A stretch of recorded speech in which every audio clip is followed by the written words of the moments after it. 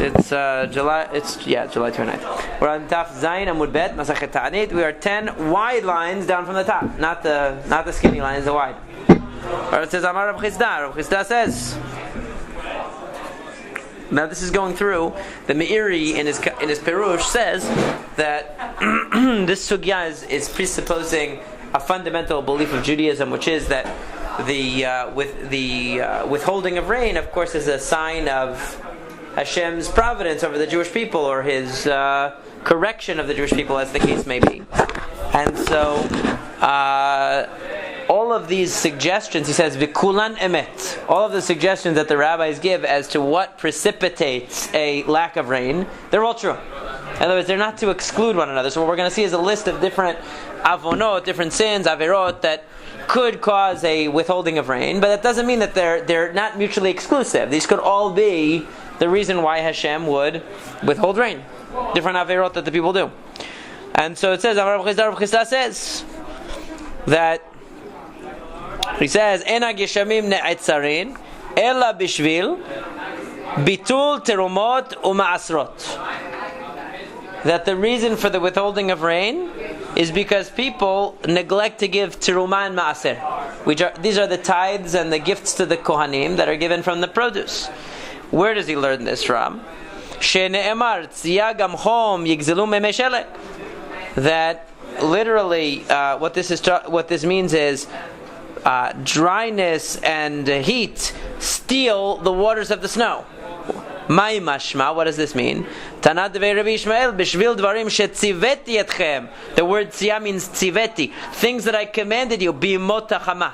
So the pasuk that says tziyah gamchom means the things I commanded you when it's hot, meaning in the summertime. V'lo asitem, and you didn't do it. Yigzelu mikem memeshelek b'imot geshamim. That's going to steal away from you the waters of the snow in the wintertime. In other words, now what does that mean? What's the connection between the two?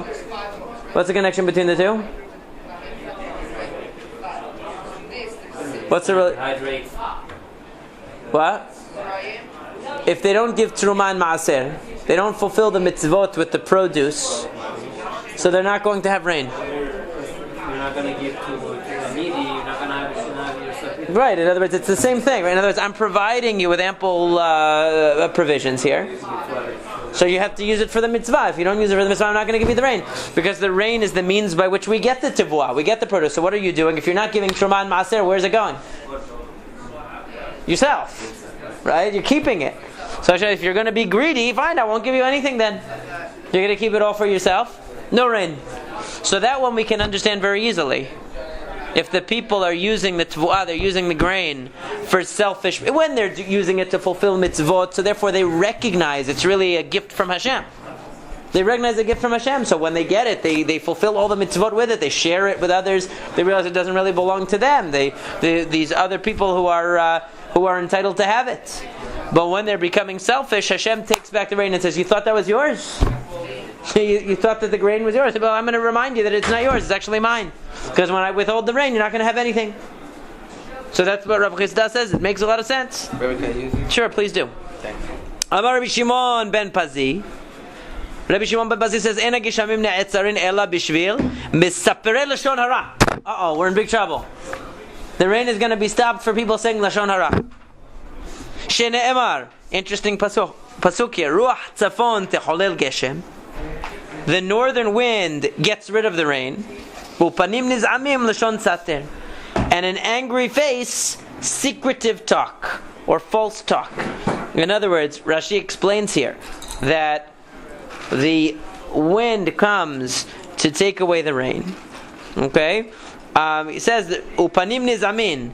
The angry face is saying Shemar'eh Kadosh Baruch Hu, that Hashem shows an angry face she'eno mevi matar la'olam, that He's not bringing water to the world because of lashon sater, because of what people are saying behind people's backs, right?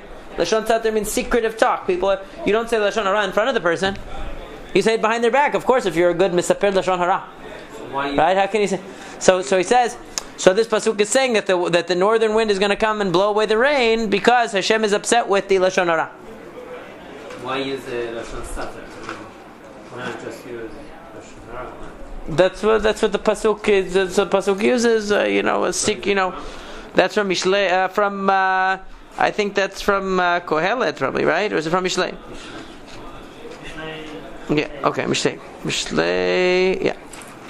So that's the connection. So what? So the question I had is, okay, that's very nice. Lashon hara is bad. We know that. Lots of things are bad. Lots of things are bad. So why is Lashon hara what's causing the rain to be withheld? Maybe it's the same concept as the previous one that How so? You're not recognizing Hashem's, you're not aware of Hashem being around you, which was the cause of Right. Well, I mean, you could do that with any avera, though. Any sin that you do, you could say you're forgetting Hashem, so it should bring the withdrawing of rain. Is there a really bad siman where somebody says if there's no rain in Israel? No, I mean we're saying what sin did they do to cause it to happen? So first we said maybe they're not giving Truman Maaser because so Hashem doesn't give them rain, which means He's not going to give them produce to withhold from the poor. No, my question is: you have is a big wind. And you have and rain comes. It's saying when there is no rain, it blows it away. Oh, blows away the clouds. Let's say the clouds come and you think, oh, finally there's going to be rain. Suppose hurricane and rain. No, we're saying let's say it looks like it's going to rain and then the wind comes and blows away the clouds, so you don't get the rain. You don't get the rain. So I think one possibility is like this: that lashon hara is actually a luxury for people. Why? Because it means that they don't have anything to talk about. Right, people that they have no drama in their life is very boring, So they sit around and they say lashon hara, right? It's the people sit around and gossip. You go around, you go to. I'm not going to speak about any people, but you go because that would be contradictory to this. But you go around and you see people sitting around in cafes. The people who don't have anything to do during the day, they sit around in the different cafes, restaurants, and they talk and blah blah blah blah blah about everybody and everything. Why? Because they don't have anything else to do, right? In other words, when you have big things to think about, big things to do, you don't have time to sit around and say lashon hara. It's all the way around. Right? So sometimes when you have trouble, when you have serious trouble, when there's a crisis going on, people don't have the energy to be involved in lashon hara. The Rambam says, why do Chachamim not say lashon hara? Obviously, it's a mitzvah not to say lashon hara. It's an avera to say lashon hara. But he says more than that. He says because Jewish people are Chachamim, they're wise people. They speak about divrei chokhmah. Why would I want to sit around and talk about other people when I can sit around and talk about Divrei Torah? I have big things to talk about. Why would I want to talk about somebody's life? I saw them at the store. I saw them with this. I saw them do that. I saw this in their front yard, backyard, whatever people talk about. Why do I want to talk about these things when I can talk about Divrei Torah? So what he's saying is, what the Gemara is saying is that when people, sometimes Hashem creates a crisis in your life because you have too much time on your hands. In other words, when you are starting to get so comfortable that you're saying lashon hara, the best way to get you out of the habit of saying lashon hara is to give you real problems. You have real problems, you're not going to be saying lashon hara anymore. So this lashon hara is worse than killing someone or killing another Jew? What is that? Where'd you get that from? Because maybe I'm going to get it from because that's only. It could, there is. It does. The Gemara does say that, and that lashon hara can kill the person that you speak about. But that doesn't say that here. Here, it's just saying that when people say lashon hara, Hashem will bring a drought. Why? Because I think the reason is because when when people are saying lashon hara, it's an indication that they don't have any big problems. Right? Everything is going fine. So what do? They sit around. They need to watch more television at night, about this, And why do people like reality shows so much? Because it satisfies their desire for gossip, because the people are real, so they're able to talk about people, or they get People magazine, or whatever they do. So when people are involved in trivialities and talking about trivialities, they need a wake-up call to refocus them on more important things. And I think that's what the Gemara is saying. The next avera that it says is Amar of Salah. Amar Rav Amnuna, Ena gishamim ne'etzarin, ela bishvil azeh panim. That rain is held back because of azeh panim, because of people who are brazen. What is brazen? What is azeh panim? We say it every day. Save me from azut panim, azeh panim, azut panim. What does it mean? What's azut panim? We say it every day, right? In the tefillah, Yiratzon. Right? In the Yiratzon, we say to save me from me'azeh panim or me'azut panim. What is it? Stubbornness of a certain type, though. It's even more than that. Literally, it means a strong face, right? Az panim. It's when it describes the nation that Hashem is going to bring against the Jews, in the times of the when they don't do the right thing, it says goy azpanim. Right? It's going to be a brazen nation. What does brazen mean? It means people who don't care about any expectations that are placed upon them. In other words, they just do. They're arrogant to the point that they do whatever they want. They do things the way that they want. They don't care. They don't have any recognition of any higher law above them or any kind of any social graces. So it says, what is the definition of goy azpanim? That they don't show any recognition of the old person. Asher lo yisafanim lazaken v'nar lo yachon. That's what it says. They're not going to be nice to a child. They're not going to be nice to an old person. They have no recognition of any limits. They just do whatever they want. There's no even sense of conventional graces. There's nothing above them. There's no standard that they adhere to. Right? Is the same root of Oz? Oz, yeah.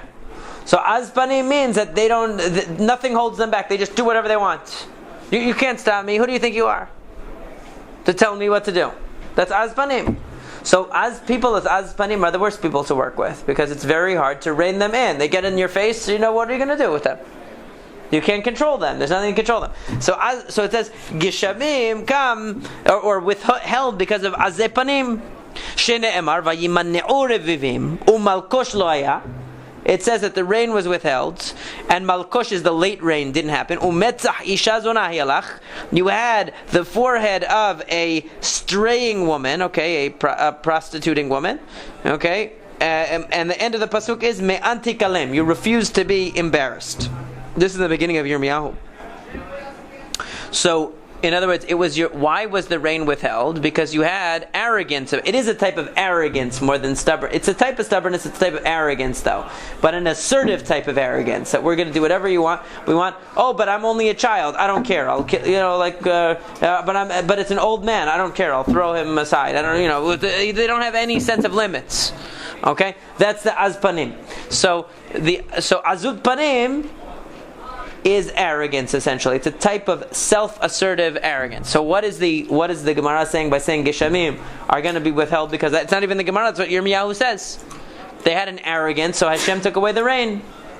Because when you have no rain, you can't really be that arrogant anymore. Because arrogance, an arrogant person is a person who thinks that the world owes him something. In other words, the world is just going to conform with the way he wants it to be. Does this sound like it's like a type of gava. He thinks that the world is just going to conform. He's going to push, and by force of will, he's going to make things away. He's going to come into that new place, and he's going to tell people the way it's done. Right? New guy comes in to a job or whatever. I'm going to show these people how it's done. Right? They don't care about it. Well, but you didn't. You just got here. You don't know who is what and how things work. And no, I'm going to get in there and I'm going to tell them the right way that this and that.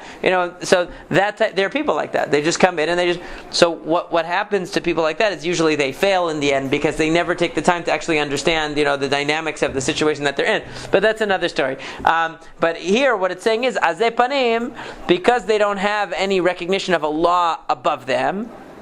They think that everything is within their control and they're going to dominate. They want to dominate their environment. So the one factor that we can dominate is the rain. The rain is not in our control. We've never come up with a technology to control the rain. They can seed the clouds, whatever. They do certain things, but there's nothing ultimately that they can do to control the rain. So that humbles a person.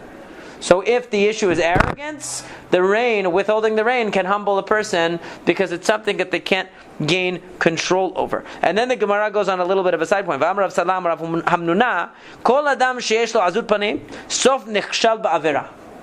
a person who has azut panim, who has this type of arrogance and brazenness, will eventually fall into nechshal ba'avera.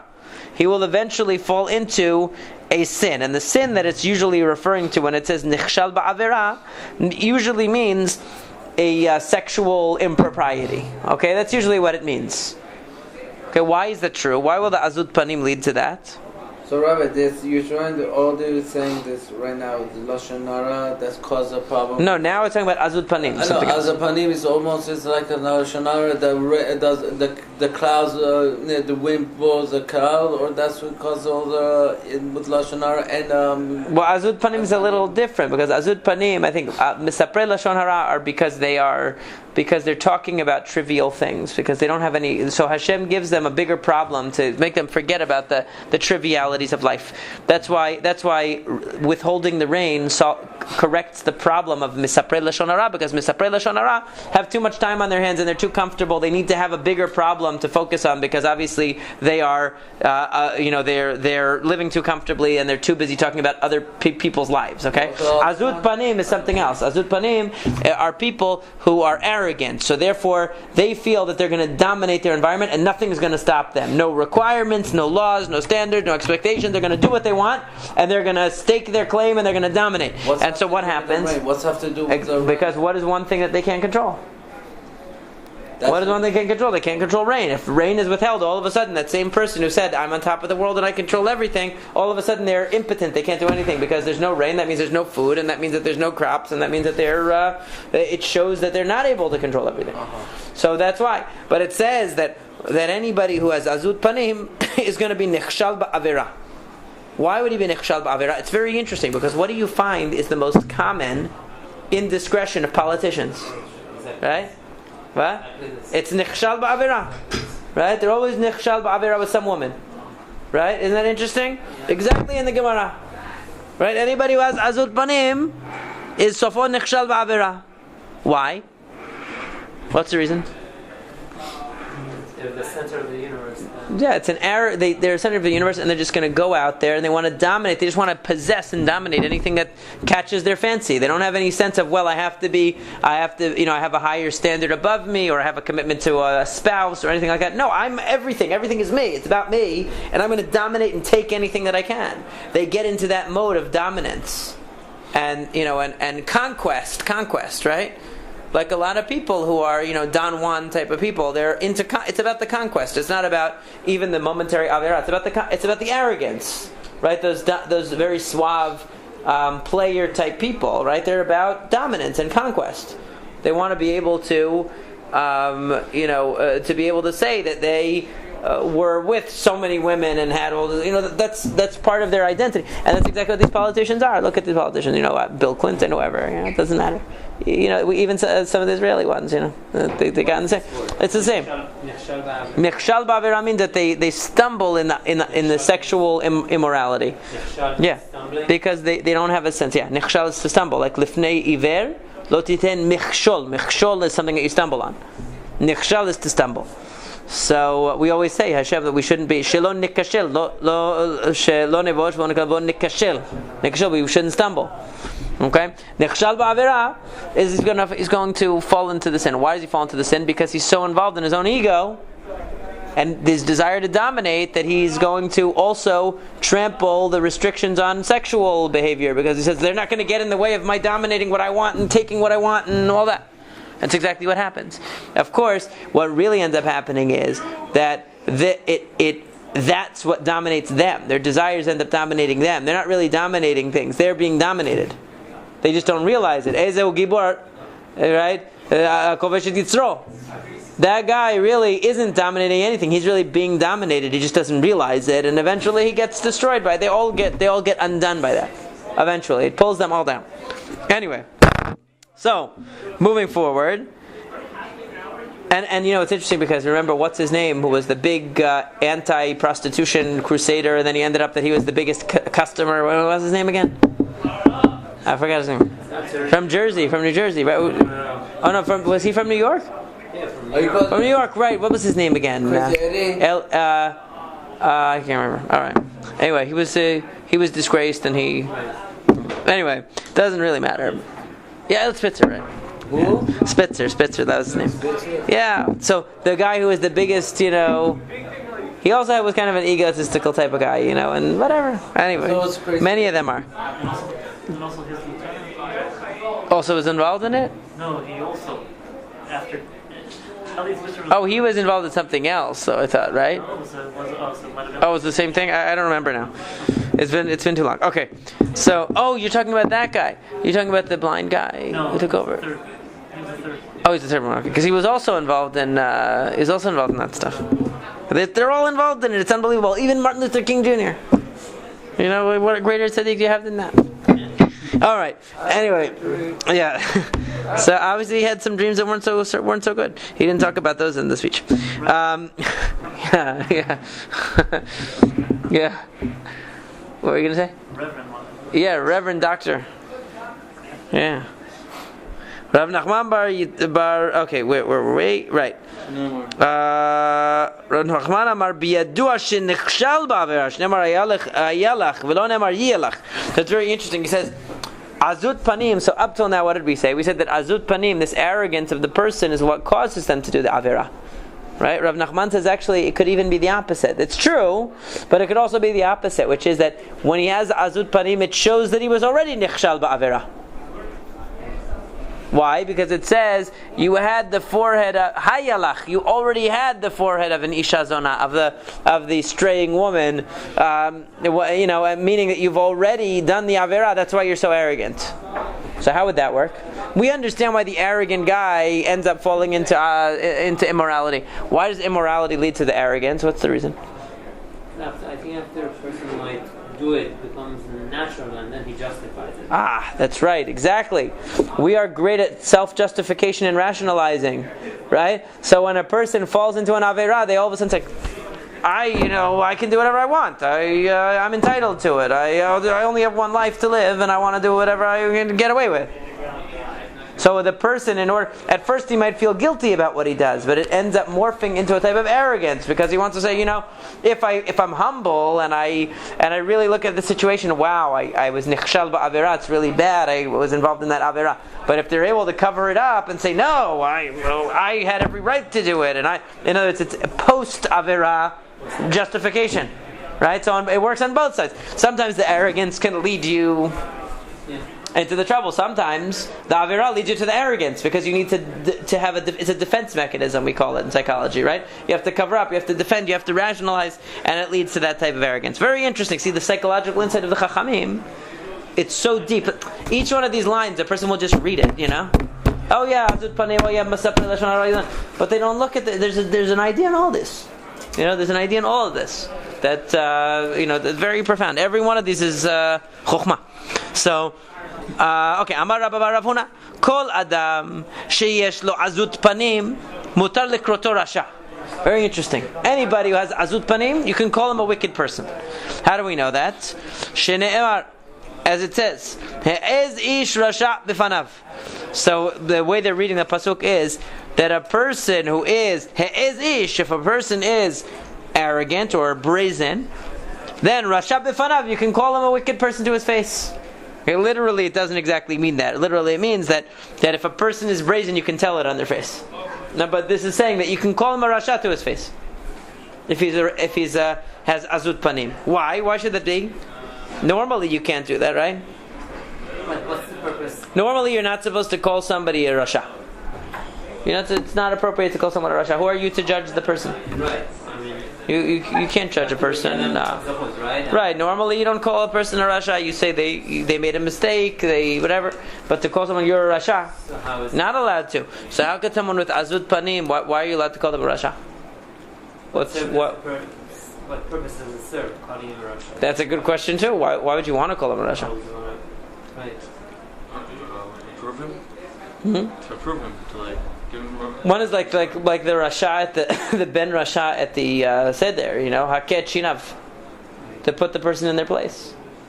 Because what is a person with azut panim? A person with azut panim is saying, I am the standard. Nobody has a right to say to me, I'm right, that I'm wrong. I'm everything. Like Napoleon said, right? I am the state. I'm everything. Don't tell me what to do. I do what I want, and I go after what I want. And what is it to say, call someone a rasha? It's to say, no, there are objective categories of right and wrong, and you are bad. In other words, you're putting the guy in his place. You're saying to him, no, it's not true that you can define whatever you think is the truth for you or whatever you think is good for you. That's going to be what's good. That's not true. There are objective. You're not the only person in the world. This isn't your world. And there are objective categories. By calling someone a Rasha, you're saying there's a label, there's a category independent of you, above you, that I can apply to you. Tzaddik v'Rasha. You don't create that. You don't define. You can't say whatever I do is what a tzaddik is because I'm the center of the universe and I define what's good and evil. That's what Chava wanted to do, right? V'yitem kilohim yod'ei tov v'ra. We're going to be like gods. We decide what's good and evil, right? So that's azut panim. So the person who is an az panim doesn't recognize any moral standard above himself. He does whatever he wants. He dominates. He conquers. He does whatever with impunity, without any limits. What does it do to call him a rasha? Okay, he might not like that so much. But the point of calling him a rasha is a reality check. Hey, there's objective moral standards, and you're a rasha. I don't buy that you define. No, there's a definition independent of you, and according to the definition, it's like a person who is like this azpanim, and then he gets hauled in front of a judge for doing crimes, and the judge says, "You are guilty. You did this and this and this." You know, what does that do to the azpanim? It makes him realize, hey, there are laws higher than me. I'm not the law. I'm not the law. There's something higher than me. So Gava is the Rasha. The Rasha has Gava because he thinks that he's the definition of right and wrong. He defines what's right. Whatever he wants is what's right. By putting him in his place, saying you're a Rasha, or by the judge saying you're guilty, that all of a sudden it's a reality check. Wow, there's a law higher than myself. No, I mean, someone has azut panim. It's a type of being a Rasha, but they have to be at a level that they don't regard any standard. They're completely, azbani means a person who doesn't care about any limit, any restriction, totally self-centered, totally arrogant. It's not saying everyone has a little bit of gava. You can't walk around calling everyone a rasha because they have a little gava. It's talking about somebody who's completely unbridled gava, no limit. Right? That's the only way to. What does it mean? Haket shinav. Why do you do that to the rasha? Why do you do that to the rasha to say they're haket shinav? Because Haket shinav means you give him a reality check. He says, oh, you guys, why are you doing this thing? You say, you know what? You think that this is all subjective. We do our thing, you do your thing. No, it's not. Because what does he say? Lachem v'lolo, right? Why are you doing this? He doesn't include himself. And it says, Hu kafar be'ikar. He rejected the fundamental. Why is it so bad that he says, what you're doing, what I'm doing? No, I let you live. He doesn't stop you from doing the seder. He says, you do it. You want, I'll do what I want. So why is it so bad what the Rashad does? Because what the Rashad is doing is saying it's all subjective. What's meaningful to you, you do it. And what's meaningful to me being a Rashad, I'm going to do it. And there's no right and wrong. I do whatever I want and I'm good. And you do whatever you want and it's whatever you want. So that's why you say to him, no, Haket shinav means you give him a wake-up call. You know what? You also would have been in Mitzrayim and he wouldn't have been saved. So obviously there's a higher standard. Right? There's a higher standard. There's an objective reality that either you are in a relationship with Hashem and you are on the right path or not. It's not just whatever I want and whatever you want. Oh, you like that strange avodah zarah, that's very nice for you, and I do my own avodah zarah for me, and he does his own avodah. No, it's not all equal. It's not all equal and just multiculturalism that, everything is equal. Like today's society. No, there's right and wrong ultimately. So the Rasha is a multiculturalist. He says, okay, lachem, you guys do what floats your boat, I do what I like. Right? That's what he's saying. That's kafar be'ikar. Why is it kafar be'ikar? It's saying there's no objective reality. There's no truth then according to that. It's whatever you like, whatever I like. You like chocolate, I like vanilla, you like strawberry, I like, that's subjective. So the Rasha, at the Seder, that's why you have to say to him, no, there's a reality here. If you had been there, you wouldn't have made it out. That's objective reality. And so what you do with the Azpanim is the same. It's very nice that you can do whatever you want until you get pulled over by the cops for driving 120 miles an hour on Middle Neck Road. Does it mention if right? Does it mention if I pick a vote also? Azpanim? Sure, yeah, Azpanim the Gehinnom. We say, no, I mean the pasuk we say in Aggadah. Right. The way we have the the Sadiq and the Rasha and the The Chacham, Tam, Rasha, and you do the show. Right? That's in Mishnah. It's in Mishnah Masekhet Kavod also, right? Not from the Seder, not the same one, not the same breakdown. Oh, no, the other ones. Yeah. Okay. So then it says Amar. So then it says Rav Nachman bar Yitzchak Amar Mutar lisnoto. You can also hate the azpanim. Shene Emar, as it says, the azpanav. The real pasuk is actually yishuneh. That the person, it's actually v'ozpanav, that the person who has brazenness, his face changes, meaning you can tell from his face that he's a azpanim person. But it says, don't read it as yishuneh ela yisaneh or yisna, right? He can be hated, or you can hate him. Okay, in other words, you're allowed to despise this guy. Now, normally, what does Rashi say? No, yeah, I don't know. So I don't know exactly what the look is. But even though it's a contradiction, Rashi says, "Avagav dechtiv v'ahavta l'recha kamocha." V'ahavta l'recha kamocha. You're not allowed to hate somebody. Lot is not. It's interesting that Rashi doesn't quote "Lot is not techicha bilvavecha," but it's the same thing. That's the v'ahavta l'recha kamocha. Is the positive, right? That's the other pasuk. So, but he doesn't use that one. He doesn't mention that. Well, it's asur to hate the Jew because it says Lot is not techicha b'vavecha. He says even though it says v'aftal recha kamocha. So, what do you think? What's the idea here? Why are you supposed to hate this guy? What do you care? These are azbanim. It doesn't say you have to hate him, by the way. It says you're allowed to. You're allowed to hate him. Meaning you're off the hook for hating him if you decide to. Some gear says changes the mitzvah. Where do you see that? Yes, on the side? I goes with Yonim. Mitzvah listen to. Okay, yeah, you're right. V'ulashon yashar. Okay, could be a mitzvah. Interesting. Right, so that's another girsah. It's a mitzvah.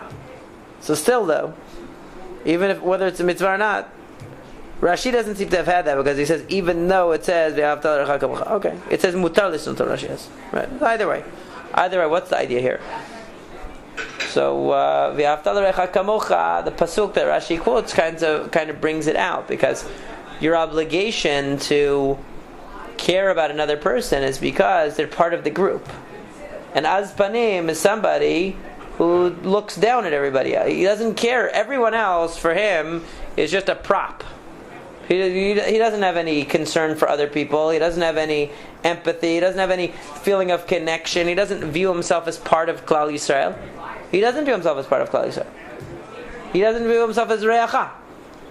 He's not Re'acha. What? I'm not your friend. I'm doing my own thing. You're just you're just a distraction, or maybe you could help me do my thing. But I could use you. I can use you, but I don't have any use for you. Besides that, I don't care about you. So the azpanim person, what it's saying is, Rashi is saying there's no mitzvah about v'ahavta l'recha kamocha in such a person because he's not re'acha. He'll say to you, I'm not your friend. I knew somebody, he told me one time, that very, very wealthy guy who was a very distant person.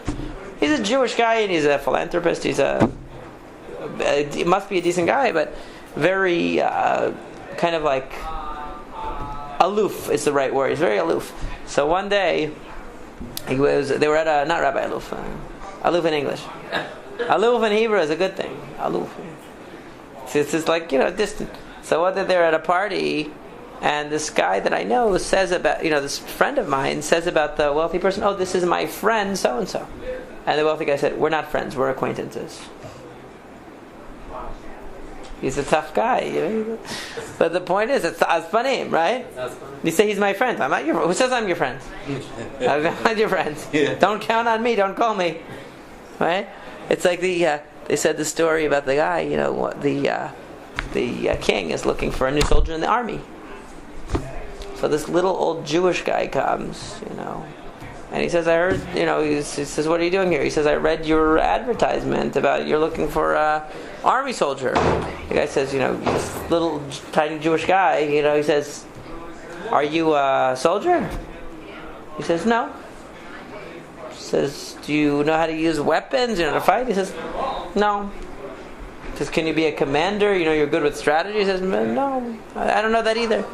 He says, if you don't have any of these qualities, well, why did you come here? He said, just to let you know, don't count on me. So that's Azmarim, I'm not going to be your friend. Don't call me your friend. Don't count on me. Right. So that's the idea. So he's not your friend. So mutar lisnotomi. Who are you obligated to love and care about, and you're not supposed to have negative feelings towards them? Someone who's re'acha.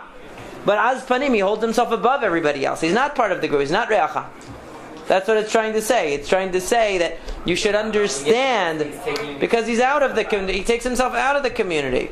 You're not doing it. He's taking himself out of the community. So what it means is you also shouldn't, it's a mitzvah to distance yourself from that person, lisnoto even. According to the Girsah, it says it's a mitzvah, because you don't want to be associated with that person, because he's going to influence you. He's going to be a bad influence on you, and he's going to use you, right? Or you're going to become like him. You don't want either of those things. So such a person, in other words, it's not just a matter of their, the fact that you're calling him a rasha or whatever. It's also, you should realize that socially he's alienated. Really, he's not your friend. He might seem like your friend. Don't start partnering with that guy, because he's going to use you till he doesn't need you anymore, and then you're going to be out on the street. That's azpanim. He doesn't care about you. Right? He's going to use you as far as he can, and then he's going to dump you at the earliest possible moment. We know people like that, right? They're users. They use you and they drop you. And that's the way azbanim. So be careful with azbanim. So then the Gemara says. So okay. Rav Katina said, "En hageshamim ne'etzarin ela b'shvil bitul Torah." Why does the rain stop? Because of bitul Torah. Because people are not learning Torah. Shene Emar, as it says in the pasuk. This is pasuk in Kohelet. Ba'atzaltayim yimacham kareh. Literally, what that means is, when you're lazy, the roof is going to leak. It's going to become weak, right? Meaning, right? And then what happens? Ubeshiflut yadayim yidlof habayit. And with weakness of hands, the house is going to be flooded. In other words, you see a little bit of a leak coming. Oh, we're getting late. I didn't even realize. See, you're my signal that's getting late. It says in Masekhet Barachot about all the different, signs that it's the morning is coming. You hear the birds, anything. It's by the sign. We're on fire. Yeah. So he says, what? We're on fire. Yeah. So he says, if you're lazy, you see the little crack in the ceiling. You say, I'll take care of it another day. It gets a little bigger. After a while, a little leak, and then it becomes a little more leak, and then it becomes the house is flooded. That's about the time that the roof is going to fall in because you're too lazy. You don't address the situation. You're procrastinating. So he says, "Bishvil," because of the laziness, atzilut, she'aya b'Yisrael, shelo asku b'Torah, na'asa son'o shel HaKadosh Baruch Hu mach.